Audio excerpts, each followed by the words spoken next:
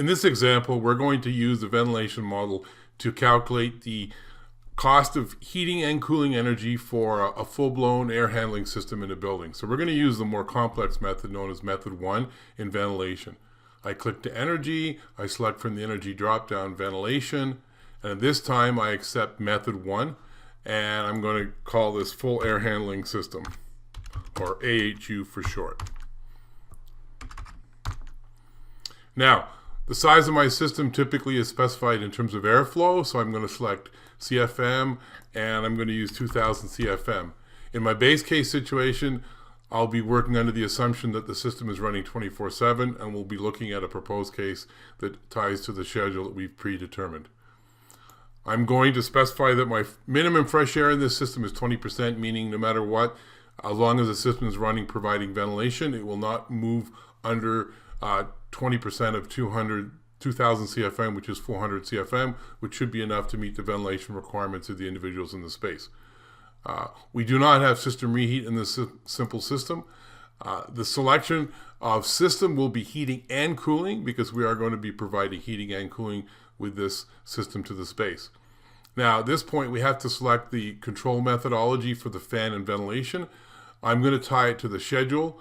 Although 24/7 and schedule in this case are defined to be the same, we don't see any difference. But when we get to our proposed case situation, this is going to help us because we simply have to move the schedule to something that's other than 24/7, and everything will fall in line. We need to assess the leakage rate on the dampers because depending on whether the fan's running and we're doing ventilation, there may be a damper leakage that works into this. So I'm going to use a medium leakage rate on the dampers. Unless the damper's in really, really poor condition, I would go with medium. No heat recovery in this system. And in fact, I only have one unit, meaning only one of these systems that I want to analyze. And all of a sudden we get our consumption of energy, 20,767 for heating and 1785 for cooling.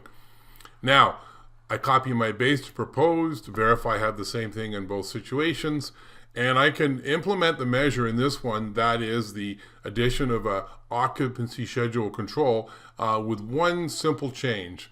I'm going to move to the schedule in the proposed case and hit schedule, and at that point everything adjusts because everything is tied back to that schedule.